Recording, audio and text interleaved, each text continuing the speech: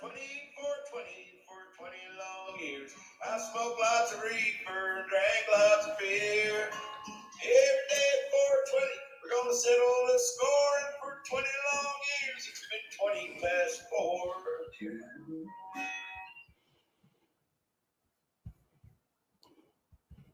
Hello, welcome, Jeff Kravitz, 420 Live.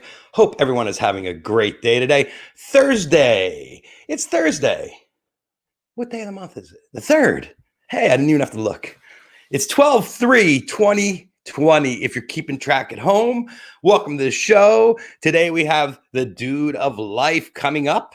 The dude is in Vermont. He's dealing with a little Wi-Fi issues. As we say, as the Europeans say, the Wi-Fi. Do you have the Wi-Fi code? So the dude will be here in 5-6 minutes. But there's a lot to talk about. If you tuned in yesterday, you caught me talking to Marcus Rezac and Todd Stoops.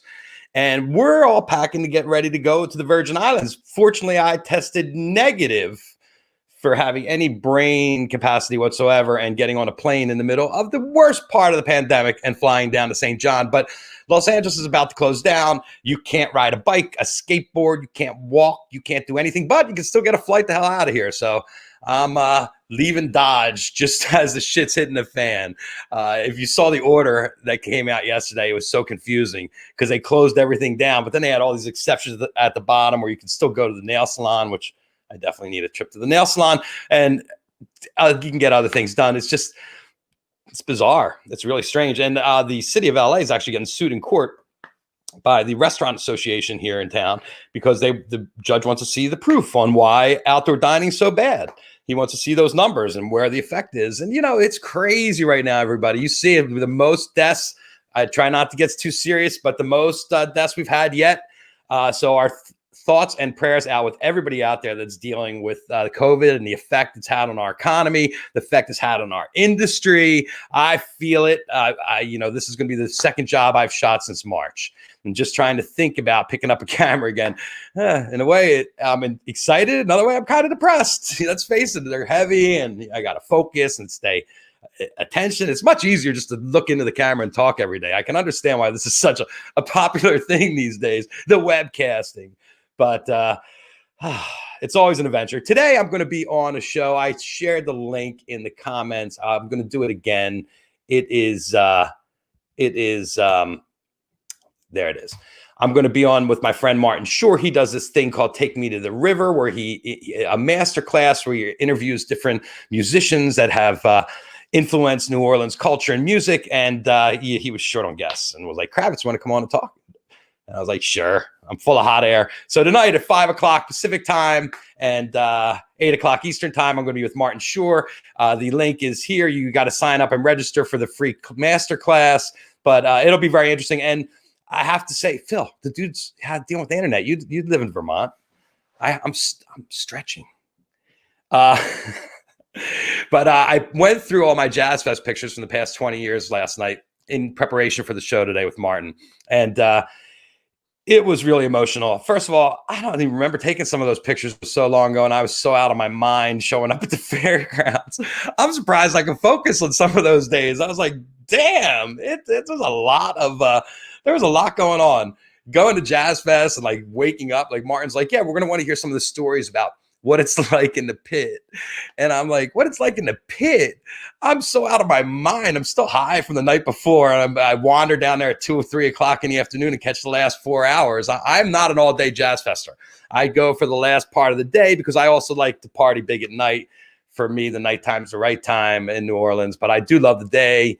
But I nothing like going to those clubs and seeing those little bands and getting all funked up with your friends and going from place to place. Anyway, I was going through 20 years of photography that I've shot at Jazz Fest. I pulled about 178 different pictures from over the years, and it was emotional. I got very welled up inside. I was feeling a little verklempt because I could see what's happened in our world and the amount of joy that we get from live music and how that's one of the things that's taken away from a lot of us. I saw the snide comment this week on Twitter where the guy's like, how's all you people that made music, made concerts, your life. How's that working out for you? And it's pretty shitty, actually. And as you all know, there's a big hole right here where the music used to be. Actually, there's a bunch of little holes right here. Oh, I got my Phish heart on today. Thank you, Wolfie, for this great shirt from the Baker's Dozen. I love New York. I love Phish in New York. And we're all missing each other. We're all missing seeing each other at the Garden and hanging out. It's been very tough. And I've been trying to get the Dude of Life on the show now for, all these guys. I've been talking to them the whole time I've been on. Tom Marshall from the beginning, took him. I actually got Tom on pretty good. In the first 6 weeks, I got Tom on. And the dude's been busy as a bunch of different projects. But, he's got some new music out now. And I was reading the bios. And here, I got some funny stuff I read about the dude. I'll get you guys in the mood for the dude here. Let's see. Where here it is. Shelley Culbertson wrote this. Remember Shelley? I remember Shelley. She used to be the ticket lady at Phish back in the day. She was like the Office. Shelley was the Office. Shelley and John Paluska. For over a decade and a half, the Dude of Life has been writing songs in the tradition of the Velvet Underground, David Bowie, T-Rex, and Iggy Pop. In his ongoing collaboration with Phish, he has contributed lyrics to such classics as Dinner in a Movie, Susie Greenberg, Fluffhead, and he occasionally appears with the band in various disguises which involve the use of tools, ranging from lawnmowers to rubber chickens. I didn't realize rubber chicken was a tool, but I'm excited for the dude to tell me how that works. The dude's tour will feature songs from his recent blah, blah, blah, Crimes of the Mind. We all know about this. But what a lively character the dude is. He's touched a lot of our lives. He's good friends with everybody on the scene. We love seeing him and hanging out with him. And guess what? He's not here yet. So you're stuck with me. Look here. Everybody's chiming in. Need a shovel. Culbertson, remember? Yes, we're double dipping there, Jim Brock. You get twice as much Kravitz today. You get an hour now. You get an hour later. I'll be closer to my original splot. My original splot. And I've been talking also about. Here's the link for the masterclass. Oh, wait, that's masterclass with William Bell. Is that the right one? Did they send me? Oh, geez. Hold on here. Stephen Mellon. In terms of songwriting with William Bell, that's what it says. Maybe they use the same one all the time. Here, register. Oh, there it is. There it is. You register for the webinar. Here, I'm going to cut this out and paste it here so you guys can check it out later. It's free. It's a freebie. I do tech checks for this reason. And we did the tech check with the dude, and he was completely white. Like there was no picture. I could hear him fine. So maybe we'll just have to do a podcast. All right, so there it is. I put that up. She's standing, man. She's bitching again. I have more Dude of Life reading material here. The Wikipedia at the beginning where it says, the topic of this article may not meet Wikipedia's notability guideline for music, meaning he's a cult hero. The dude is a cult hero. I like that his Wikipedia came with a lesson. I always have trouble. Vermont has been a real troublesome spot for me because of Wi-Fi issues.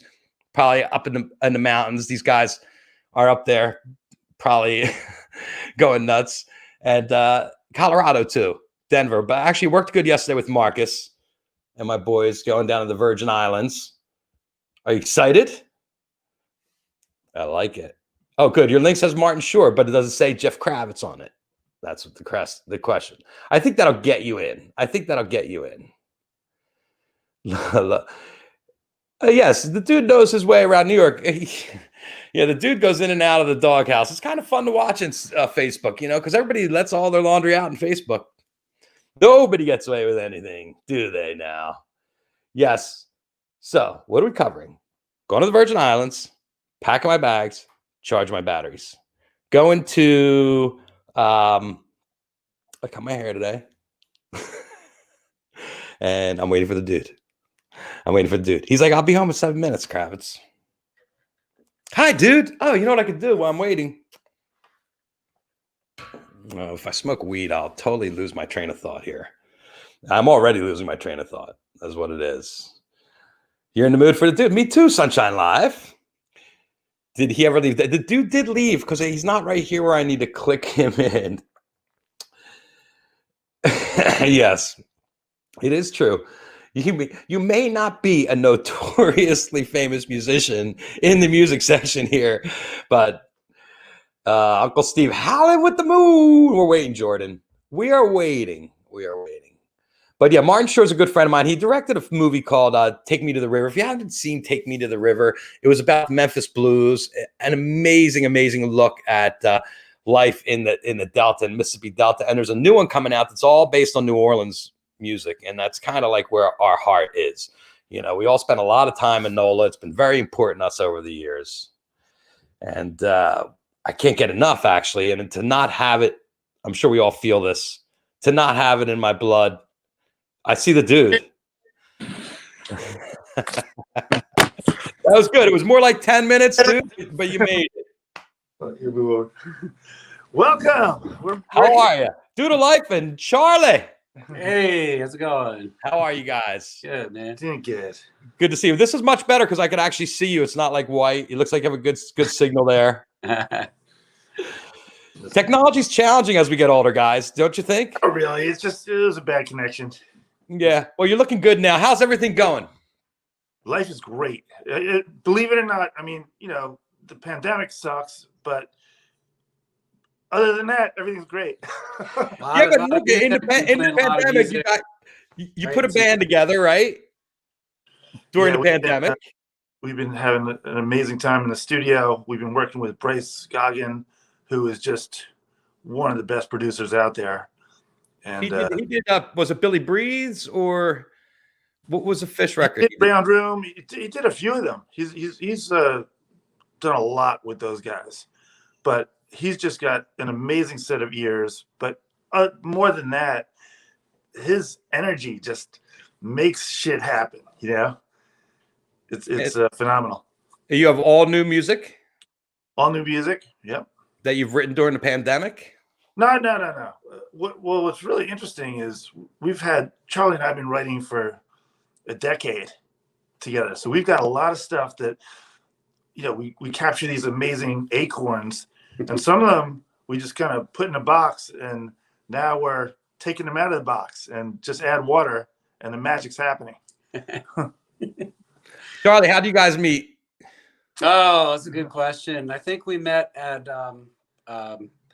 a friend, our kids' friends had a party, and we ended up going there at the party and bumping into each other, and we kind of just took off from there. You know, kind of had this feeling like he was somebody that I'd known for my whole life. I don't know. We just we just sort of clicked. You know, we're brothers from the start. Yeah. That's beautiful. And you guys, you've been in a couple different incarnations of the band, right?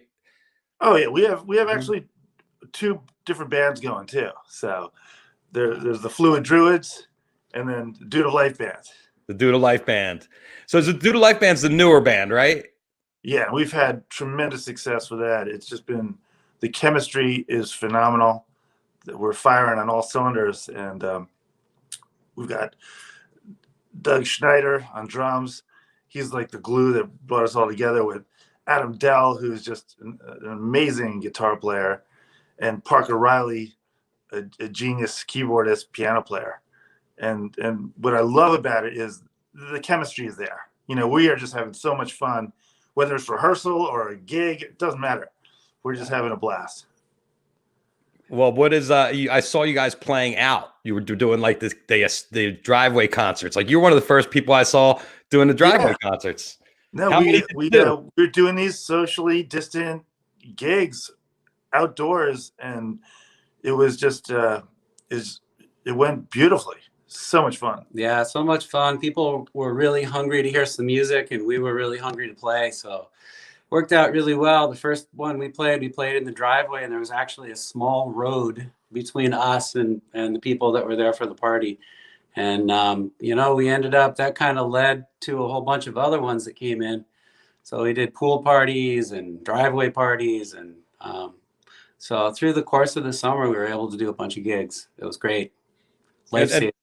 and play all the prime slots that Phish used to take. You could play July 4th. You could play Labor Day. You could play Halloween. True. The pandemic's really made inroads for all of us guys. I mean, I love to play too. I've played with you before, dude. Dude's always gotten up and sang "Friend of the Devil" with us whenever we would do the shows. You got a great band. I love your band. It was a ton of fun, and but it's really given us room to be entertainers because the guys that do it for a living can't. Right.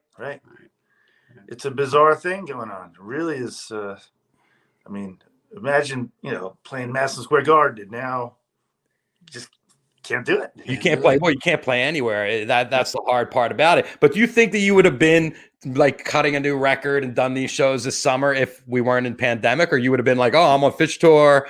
You would have had your normal life going on. It's a really good question because I think the pandemic has been a curveball and it's changed all our trajectories. And I think the Doodle Life Band is a really good example of something amazing that came out of this, that maybe it wouldn't have happened to the same extent because we did have some downtime, and it allowed us to just really hone in on the music and practice a lot. And yes, I think it's been an amazing thing. Charlie? I agree. Yeah. I think so. I think that's right. And so we've just been trying to make the best of a tough situation, and it's borne some good fruit. Yeah, well, I'm glad you guys are at it. We all need to help elevate our friends and neighbors. You guys live close to each other, right? So it's easy.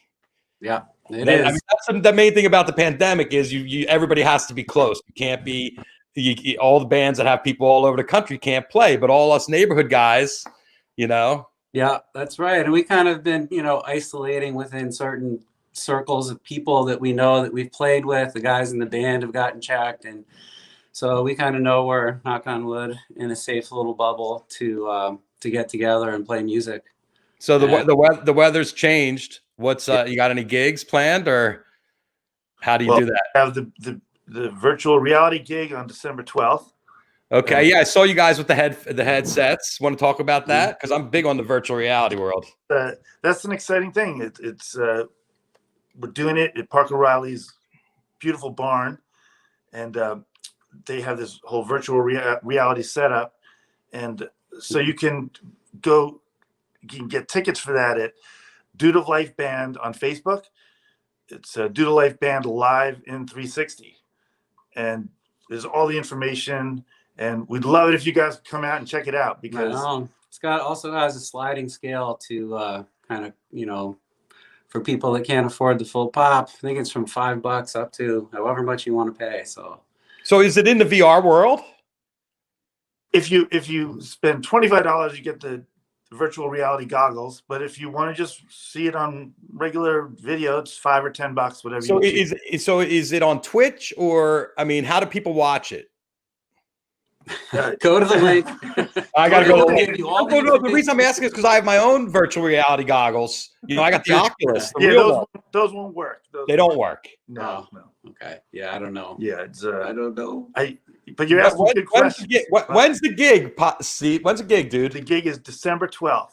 Well, you know what? Between now and December 12th, I'm going to hook you guys up, and we could do a feed into the VR world too, so people with the real goggles come in and check it out. That'd be awesome. Yeah, because my friends we're doing that kind of thing. I did my show actually in the VR world, which is really, really crazy. So maybe we'll put you in a camp at Burning Man somewhere and have people come check you out. Yeah, we're talking. But Jeff, it's wild. Your whole 420 live show. This wouldn't have been what it was without the pandemic, right? No, I wouldn't even have done this because I would have been like you. My summer was planned. I had everything set, including a ton of Phish shows. Right, of course. So now, let's say they find a cure for this thing. Are you going to keep this show going? What's the plan? Well, they have a vaccine, but the thing is, by the time it's activated, it's another 6 months. And trust me, it's a lot of work because you have to line up guests and you're talking to people, and I'm going 5 days a week. So, in one thing, I'm like, oh, it's so much work. On the other thing, I'm not really doing anything else. But like next week, I leave tomorrow to go to the Virgin Islands to go shoot Marcus Rezzak's Shred is Dead is down there at the Windmill Bar. So they're flying me in to shoot that. So I'm I'm out of here. I don't think I'm going to be on the air. I think I'll actually I'll see how the Wi-Fi is and do a couple shows from down there because I think people would like to see what the vibe is because it's supposed to be beautiful. Yeah, that'd be a great place to do it. Yeah. But yeah, I mean, to answer your question, if I love being able to communicate and talk to friends like this, this is a true different side of me. And it's part of my roots. My dad was a talk show host for almost 60 years. I don't know if he really? I was not aware of that. Yeah, he was. He's a talk show host for 60 years down in Atlantic City. Wow, that's amazing.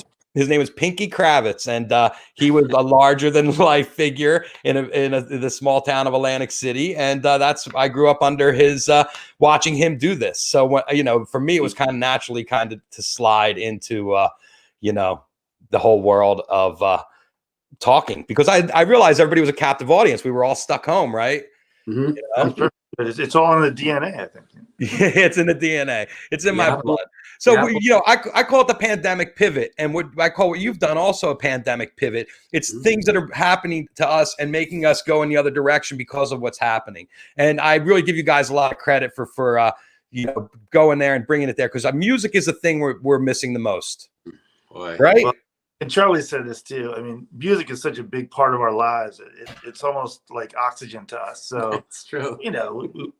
If we're going to do it no matter what, we have to survive, basically. Yeah, to keep us going. All right, I want to get into a little bit of Phish stuff because, every time I have a guest, I go on and start reading. I put in Due to Life and started reading, and I always learn something. And today I learned, correct me if this is wrong, but your brother was the reason they wrote Fluffhead. Is that correct? Yeah. So my brother, he passed away in '83, and my brother Dick, he was Trey and I went to boarding school. We went to the Taft School together, and so Dick got sick. He had cancer, and then as a graduation gift, Trey and I went to Europe with some friends. And back then, we didn't have cell phones, and my brother passed away while we were in Europe. And and I called up a couple weeks later, and they already I missed the funeral. I didn't know. I was an irresponsible teenager, and I wasn't calling home every other day. Trey and I were in Amsterdam and Nice and everywhere throughout Europe, so it was devastating. But when my brother was sick, he had like these fluff balls on his head from the chemotherapy, and I was 18, and it was just so disturbing to see that. I just I wanted him to shave those fluff balls. I never said that to him, but it was just it was a heartbreaking thing. But then when he passed away and I wasn't even able to go to the funeral, it's and the song just came out of me. But at the time, what's interesting is I did not even know that the song was about him, and it took me a while to understand that, We're curious because the song is one of the fan favorites, and we all know it's about someone that's sick and has cancer. I mean, that's always what I related it to, but I never realized that it was about someone related to the band, but I always wanted to know who it was. So today was a really big revelation.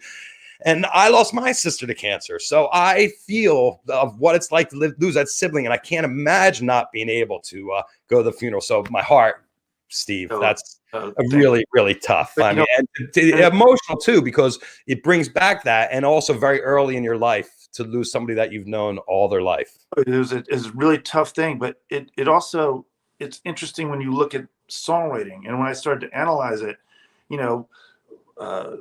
there were never any incidents where he went to a banker or a bank. But what I realized, I was in a very bad place. And the lyrics and the song I wrote to get me out of that bad place.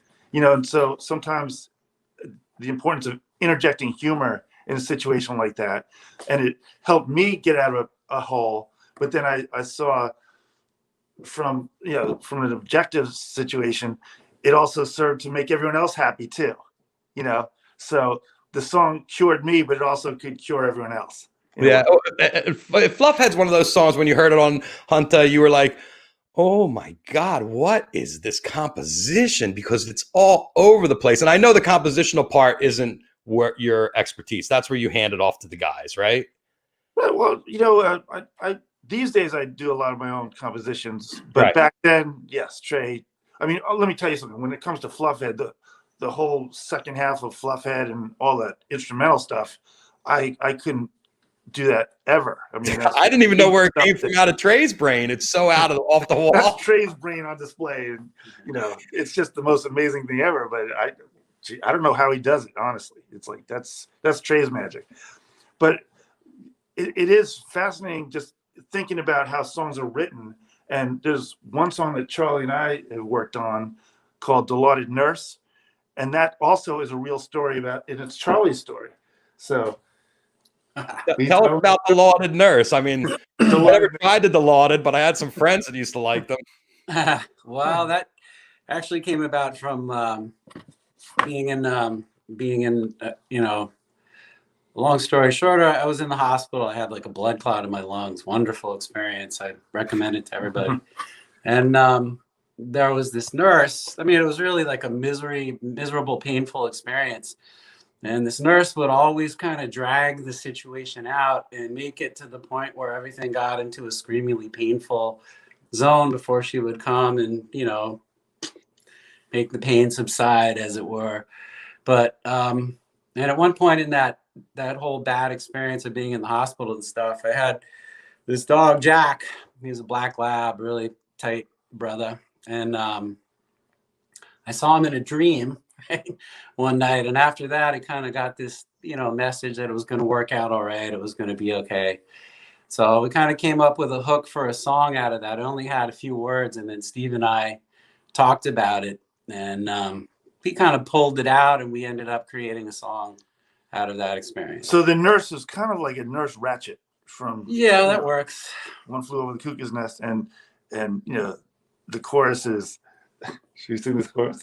Go for it. Go for it. Loaded Nurse flies around on a broomstick syringe.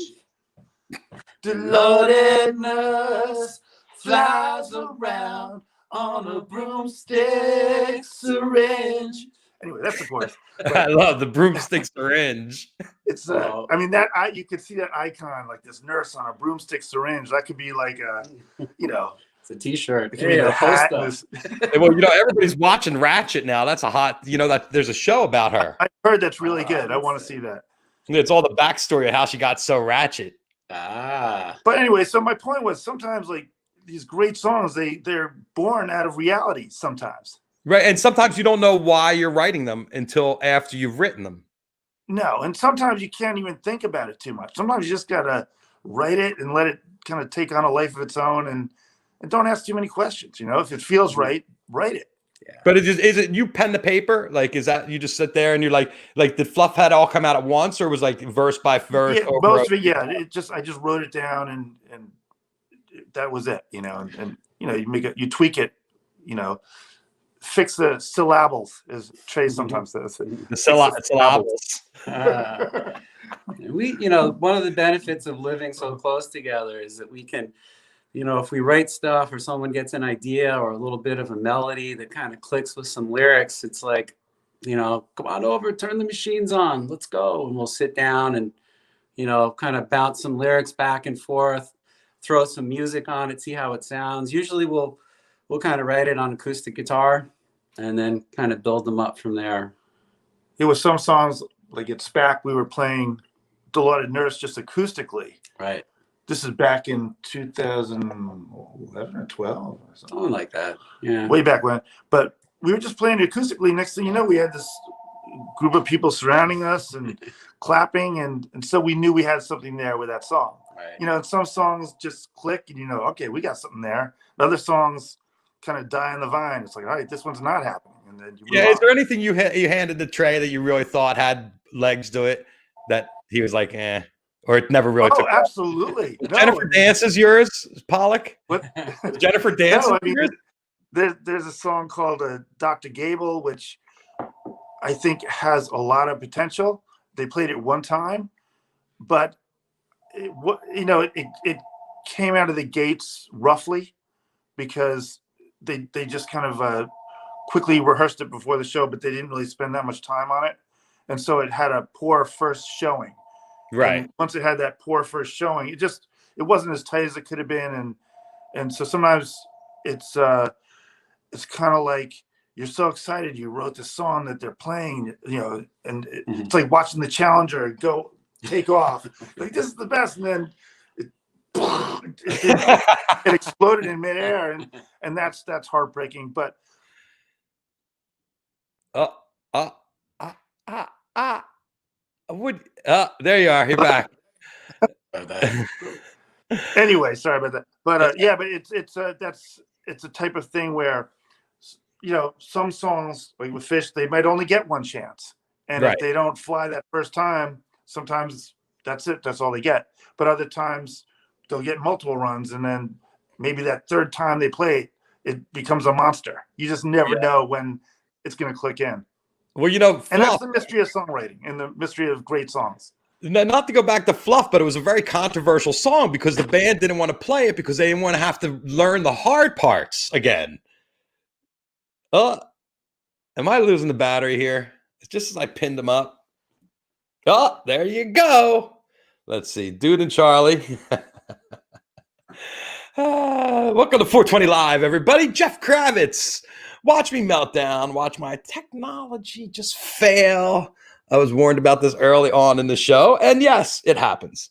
So while we wait for the dude to come back, because he will come back, I think probably what he has to do is plug his cell phone in, because that's it. There, I just had him. I had him up on the ropes with the toughest question of the day. And boom, everything explodes all over me. That's the way it is here at 420 Live. But let me remind you guys, you can see me today on Masterclass with my friend Martin Shore right there.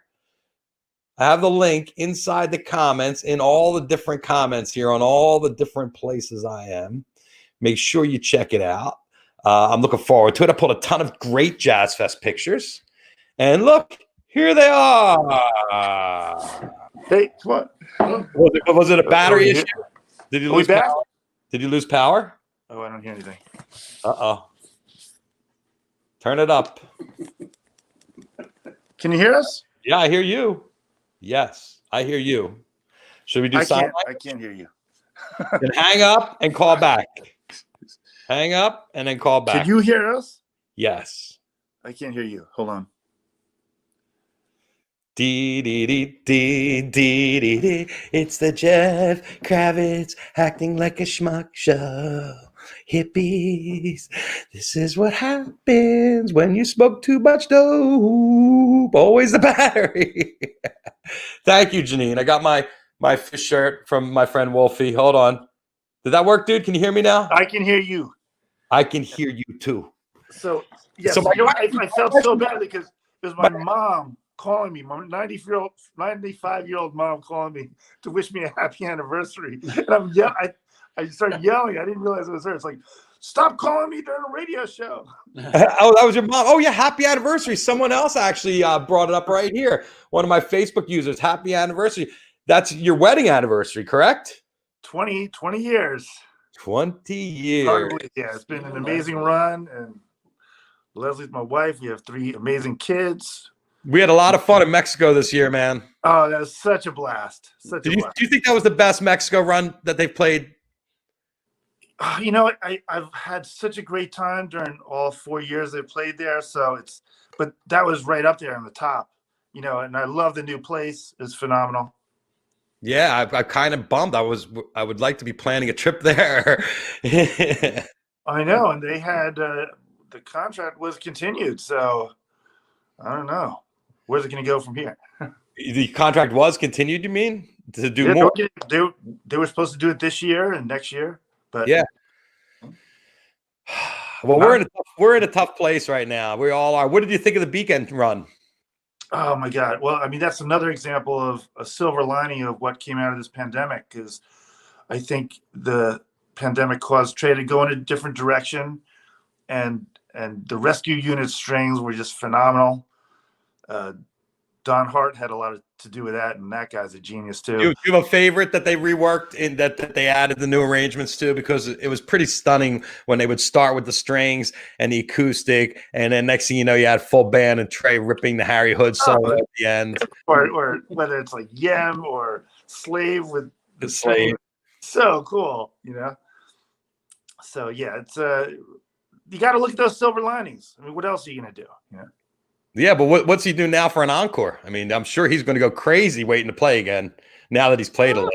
Maybe my suggestion is do the same thing, but take over Madison Square Garden, and then maybe we could all buy tickets and actually be in the audience virtually, like our computer heads will be in the audience. Well, like I said, there's a way to do it with VR where you could sell tickets on VR to go to shows. Yeah, so there is a way to do it. And you probably don't know this about the VR, but the thing about it, VR is that we can go in together and see music and watch it standing next to each other in the virtual world and communicate to each other and talk to each other and pass each other and take drugs. That's awesome.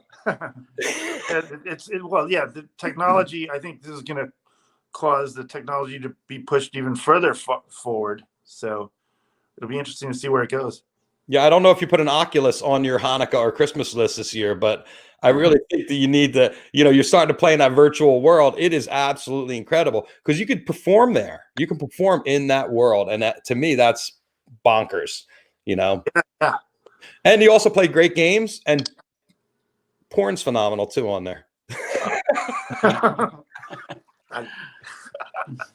It's a multi-use. The whole family gets use out of the device. Thank you. What are you looking forward to? New record? Holidays? We're really looking forward to getting back to the studio with Bryce because we've got 9 basic tracks and we've got to cut 4 or 5 new songs. And then we have a couple sessions where we'll mix it all down, do overdubs. And first we do the overdubs, do vocals, and then mix it down.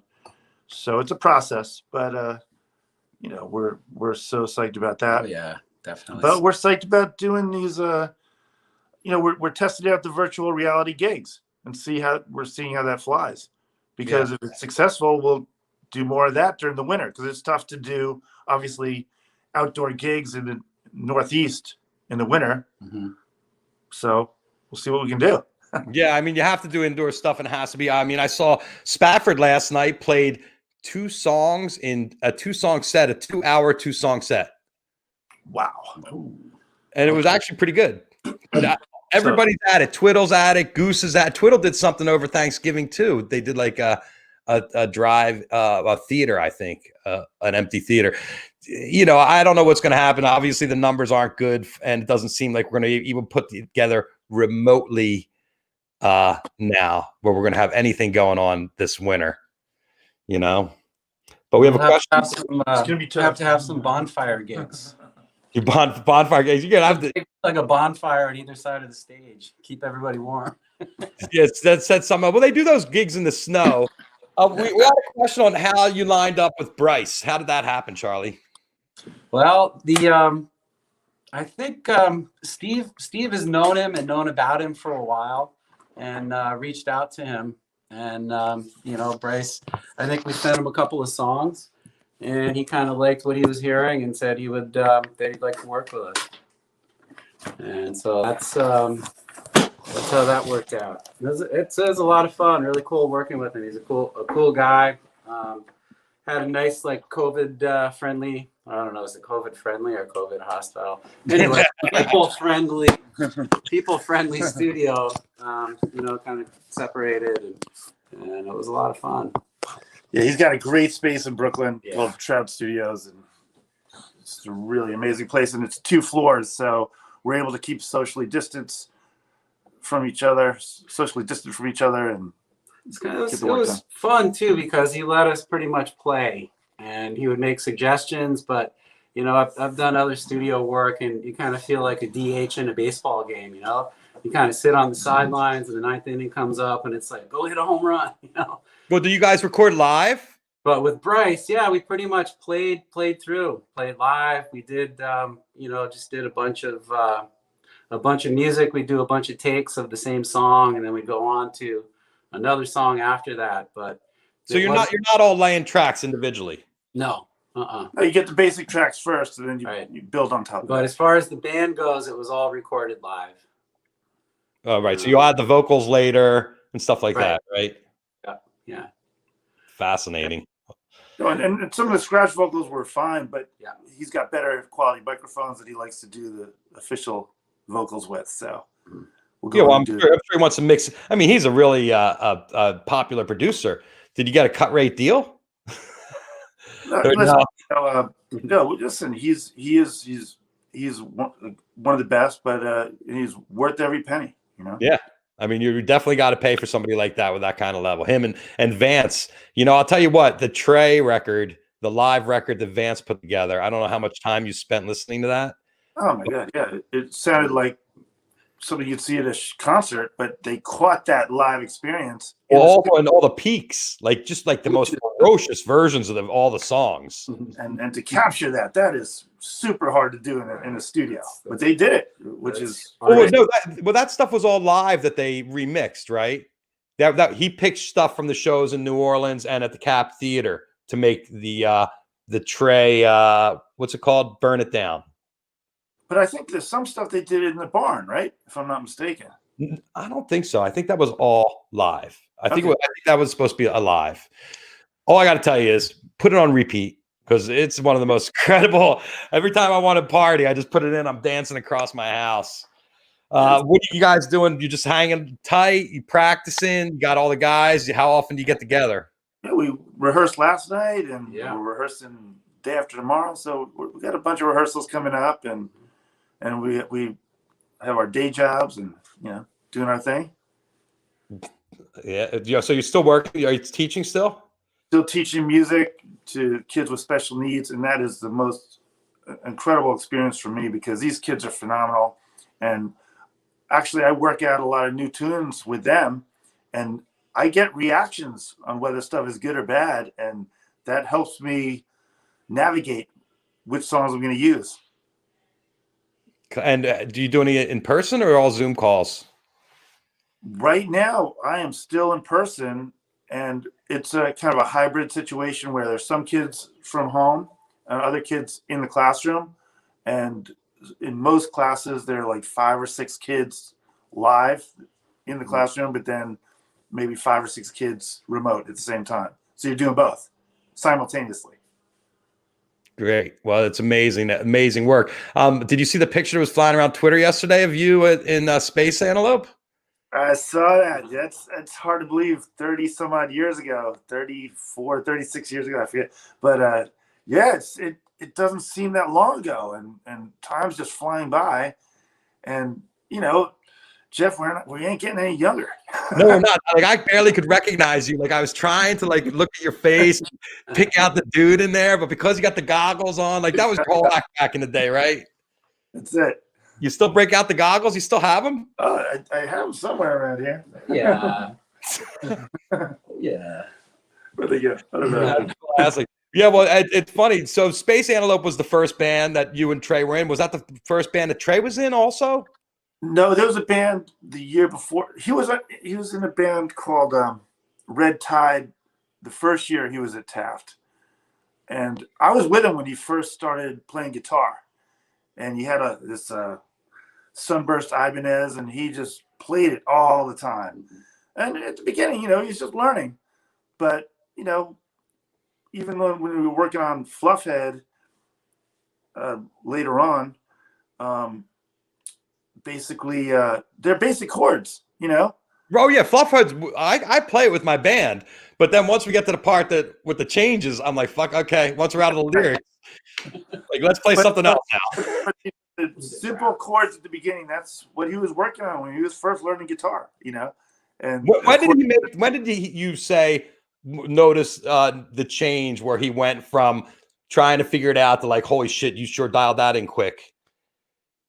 He was dialing it in quick from the very beginning, because when he was first just noodling around on guitar, next thing you know, he's really playing stuff in high school. When he just took it up, and so he was learning quickly. But then, so I have a really, interesting perspective, because then Trey and I both went to University of Vermont, and so he had a girlfriend named Kristen at the time, and we would go visit Kristen and her friend.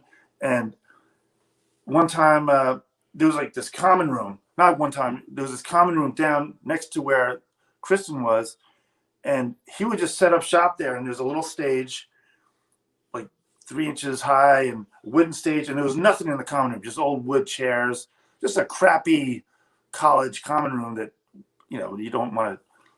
They're not concerned about anything getting broken, because you can't really break anything. But he would sit there and play, and there were a couple chairs set up, and Kristen would sit down, and I would sit down, and we'd be watching him, and Kristen was hanging on every note, for hours, and I'd be watching for, like maybe an hour or so, and then I'd be like, oh, I got to get some lunch. And I'd go and get some lunch, and then I'd come back, and like, he's still playing, and so she was like his first diehard audience member, and he was playing to her, and next thing you know, he started getting really good. And he's like, look what she does when I do this. Yeah. But it was an amazing transition, and Trey's mind, no one's mind works like Trey's mind, but then you bring in the other 3 guys, and the beauty of a great band, each of those guys are just powerhouses, and they each bring some magic, whatever, that X factor, and the 4 of them together create something that's bigger than any one of the individuals, Totally. That's like what the Beatles did. It's what Phish does. It's what the Stones did. And that chemistry is so important in a band. It's unbelievable. So if you watch the Dinner and the Movies, which I'm sure you are, we all are, and you saw last week, it was like watching Tyrannosaurus Rex of a guitar out there. Trey was a fucking monster. He was. And you compare it to what you saw at the beacon, where he's like, oh, you guys, let's hear the strings. And there he's like, wow, wow. I know. It's like such a dichotomy over those 23 years of what happened, like the transition of the musician, watching the growth, but also that rawness in 1.0 era was just like so amazing. We were all so, like, you saw every step of the way. You've probably seen almost as many Phish shows as probably the guys in the band, right? No, not that many, but I've seen. I don't keep count, But you, what I'm saying is, you saw every incarnation, starting with the Red Tide and into the Space Antelope, and then into the Phish. Do you have a favorite era? I mean, that is a great question, and I know if you talk to a lot of fans who are around during '97, they'll tell you that's when the band was best. But I've loved a lot of new era as much, in terms of I'm having more, before, pre-pandemic, of course, but I've been having as much fun at Phish shows than I ever have before. I just think it's at a whole new level, and so it's impossible for me to say which era is the best, because I've had fun during all of them. Exactly. Charlie, do you have a favorite? I kind of concur with what Steve said. I mean, there's just beautiful stuff all throughout, in different ways and different shapes. So every era has some really cool, wonderful stuff in it. Yeah, I agree. For me personally, I think that night in Mexico where they did the Shafty set, I think that was night 2 maybe, where they were in and out of the Shafty. That whole first set was just some of the most bonkers Phish I've seen in a while. I thought Providence was really hot last year. The anniversary of that yesterday or today is the anniversary of the Met. Wow. Some real magic.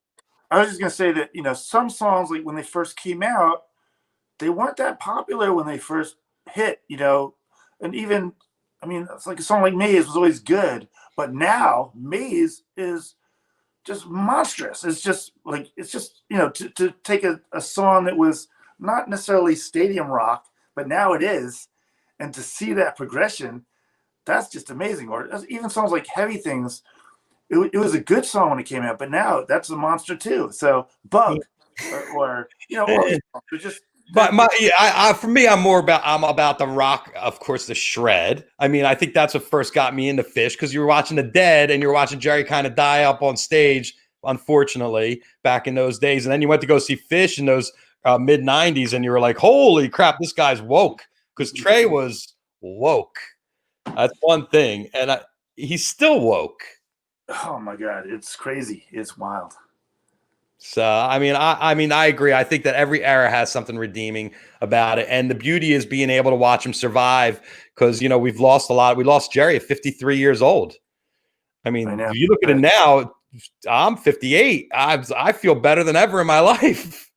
I know. It's just unbelievable. And I remember when that happened, and, we loved Jerry so much, and it was like losing a family member, when he died. And, but I think that his energy and the X factor that he had is just keeps spreading even now. When you look at all the amazing bands out there that are surviving, amazing bands like J-Rad are doing mostly Grateful Dead, but they're taking what the Dead had, but they're taking it somewhere else. But that magic is still there. Yeah, it's become a cottage industry for a lot of bands to go into the Grateful Dead catalog, because they have such a huge fan base that love hearing it. Oh, and they're so fun to play too. So we do in our couple of our different incarnations. We play different a bunch of Dead stuff too. It's great to get lost in the other one, or play some sort of Wonderful Althea or Sugary. It's great stuff. I love it. Oh yeah, there's so much fun to play in the band. Yeah, because you can take it outside. You can just do whatever you want. Big time. Let it go way far out and then bring it back in. What's your rig? What's your guitar? What do you like to play there, Charlie? I have right now I'm playing a Fender jazz bass, and I play through an Eden Head.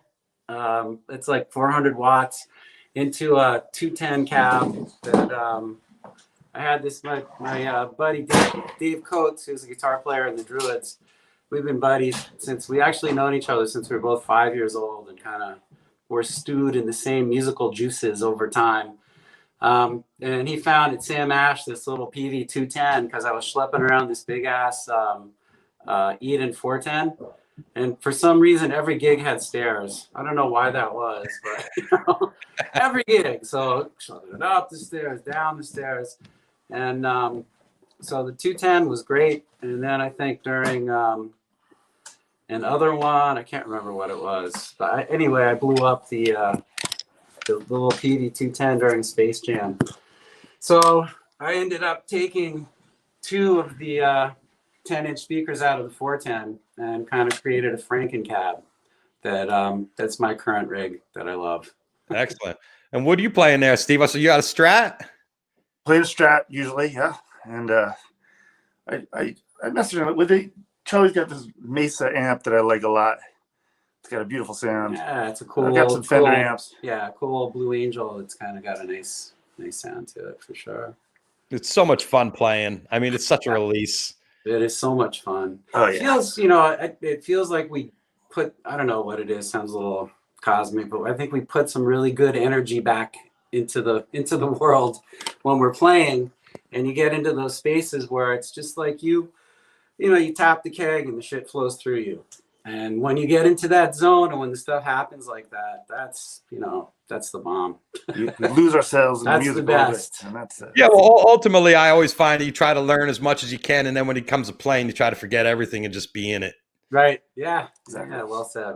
Be in it to win it. So we had an antelope.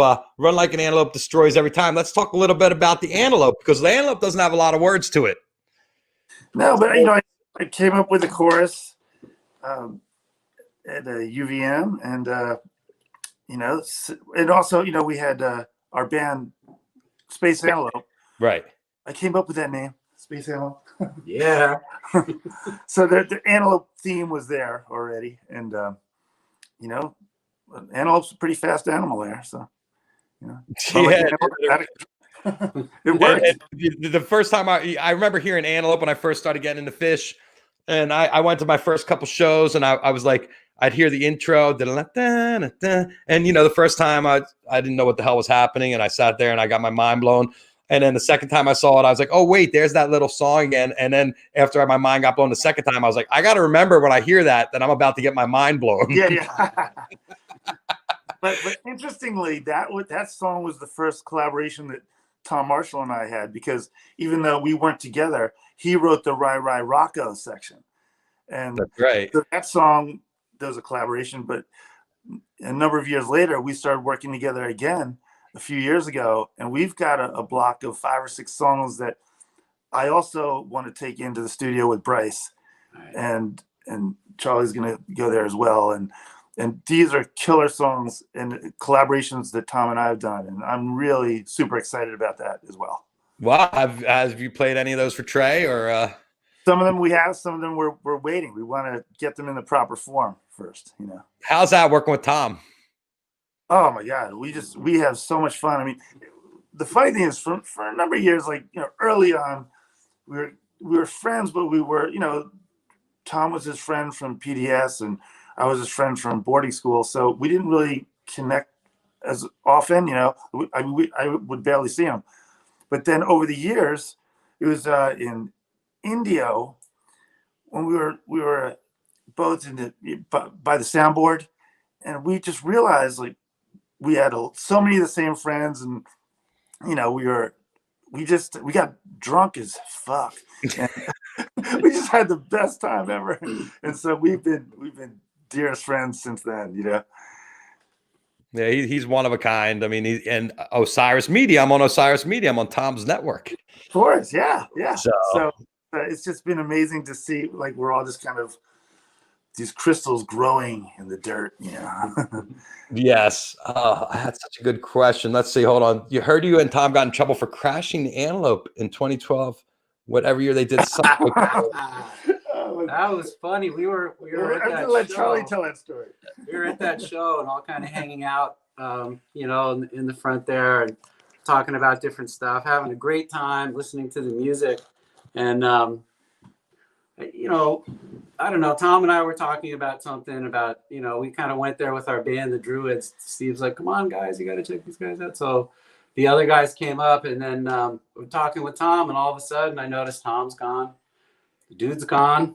And next thing I know, look up on stage, I'm like, hey, look, oh, Dave, this fucking guys. So they, totally crashed it. Okay, so this is what happened. So Tom said, listen, we should go up and do Antelope. Trey said that we have an open invitation, right? So I was like, okay, you know, and we'd been imbibing in some things, and we were feeling really good. And so we went to the side of the stage, and Tom was like, okay, Trey's going to look at us, and when he gives us that look, we'll walk on. But it gets to that part, and then Trey didn't look at us. And so we're standing on the side of the stage, and at that point, it's like, I came all this way. I'm on the side of the stage. Like, Tom, let's just go. Let's, you know, because he didn't look at us, but, like, we're right there, you know? So there was this big yellow line. I felt like I was like on air. There's like a yellow line on the floor. Right. And I felt like we were jumping out of an airplane, you know? and so we crossed that line, and we just went out there, and it was just, it was a blast, you know? But after the show, Trey thought it was funny, and Phish was amused. Mike wasn't so thrilled. I love Mike. Mike is, but you know, musically, you know, he just wasn't expecting it. And at the end of it, Paige said, "Security." He was joking around. But anyway, obviously, after the show, Richard Glasgow was not pleased, and I wasn't backstage at the time. Tom was, and he said to Tom, you know, you got to run that stuff by me. And Tom said, well, Trey said I had an open invitation. And then Richard said, well, you just used up that invitation. And So yeah, And Tom said they were kind of busting his chops. He went back to talk to them, and everybody's kind of sitting there with their heads down, not looking at him. And he's like, "Whoa." no, what happened? No, what happened was that Trey was going to play a gag on me. Oh yeah. It's like that's the gag, right? He said to Tom, he said, "All right, listen, I want you to tell Steve the band is really pissed, and that we're taking away his all access pass." And then and if he had done that, I would have been crushed, But Tom saved my ass. He was like, "I couldn't do that to you, Steve," because they were going to play this prank, like they were all really pissed at me, and that I wasn't allowed backstage anymore. But Tom did go through with it. So. Well, speaking of pranks, I noticed that you guys were at Taft together, and then you were asked to leave Taft together. Now I know Trey, the hand in the heart routine. I believe that was that, right? Let me tell you something. That hand in the heart never happened. It never happened? Yes, that's all a big fiction. It's fiction? That's my story, and I'm sticking to it.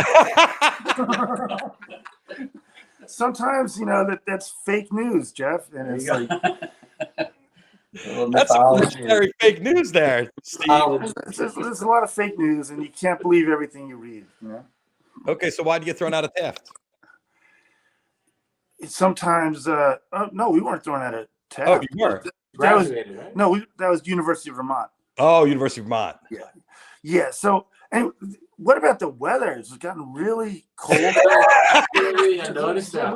Like last week, there was like a record high temperature. Yeah, right. Now it's freezing. It was a frost on the ground. So crazy. I scraped the windshield this morning. You guys are like Abbott and Costello over there. You're cracking me up. That's epic. Well, you know what? You've had an incredible history. Is there any story that you've never told? Yeah, but Jeff, as you know, sometimes the best stories are the ones you can't tell. I hear one that's a rarity. No. I can't tell any stories right now. Well, you could tell two stories, one fake and one real. Yeah, you could do that. Let me figure it out. No, I'm not doing that. Let people guess. No, I've told enough stories for one day. Well, dude, you know what? We love you. I mean, we've become really close. I love hanging with you. We always have a great time. It's really hard for us not to be together because we're so used to seeing each other like every 3 months, every 4 or 5 months. We're at it, And but I will say, the community that we're involved in, it is just the most amazing community, and so many people I love so much from our community that they are like family members, and pun not intended, but it's just such an amazing group of people. And then when we're all massed together, whether it's a Coliseum or an outdoor festival, all our crazy brains together make magic shit happen. I truly believe that. And am I the only one who thinks magic stuff happens at Phish? No, I've seen that. I mean, I love watching music and magic happen together. I think that's why we're all in it, for the spontaneous combustion. What happens in that moment when you're just lost and there's nothing else on the planet that matters except what that band's doing on stage and you and your friends all hanging and dancing and enjoying life. Well, I'll tell you one thing. I mean, that's one thing down the road. I want to put together a book of different amazing stories that different people who've experienced some of these shows have had. And, start out with maybe 15 or 20 stories, each one separate, but put them in a book, We can call it the book files. There we go. The name's changed to protect the innocent. And we could write it together, Jeff, if you want.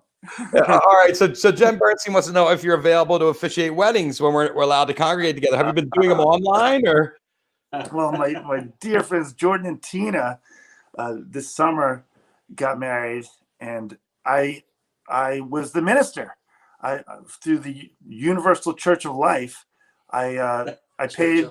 No, I love it. The Dude of Life. Yeah, it's the Universal Church of Life, and I went on.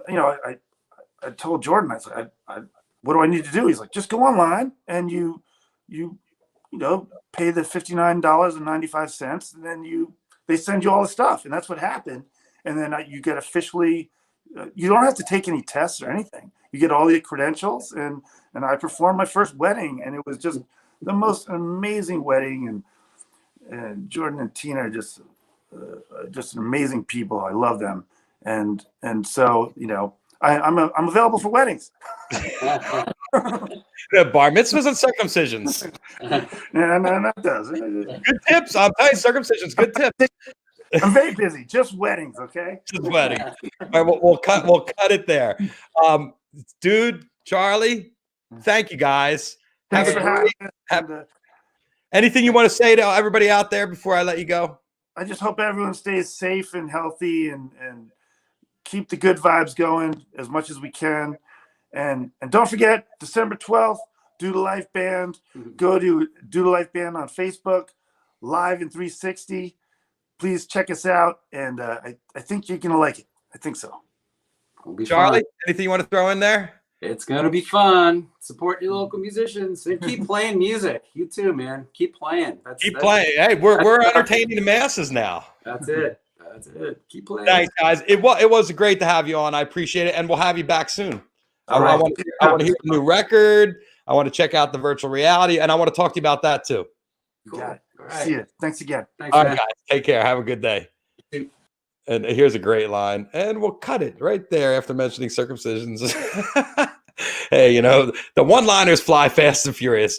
Thank you, dude. Due to life, Steve Pollak and Charlie. Just unbelievable show. Really fun talking. A lot of great laughs, which is all about. We come to you trying to distract, keep everybody distracted. I'm in it for the tips. I'm in it for the Sin Lawn synthetic lawn products. Do you want to win an 11x14 out of my collection of 500,000 images? Well, you can do it by entering to win a 5 foot by 7 foot roll of Sin Lawn right there at that link, sinlawn.com/420live. Enter. I'll know who entered, and you can pick a picture out of my collection. And anything goes. You can have anything. You can have the Kurt Cobain. See Kurt Cobain? Or you could have the Ryan Chen in the wheelchair, or Prince. I can't do this. Prince of the Super Bowl, or the Police in 2007, what Andy Summers told me was a shot of the tour, and my Mike McCready shot over here.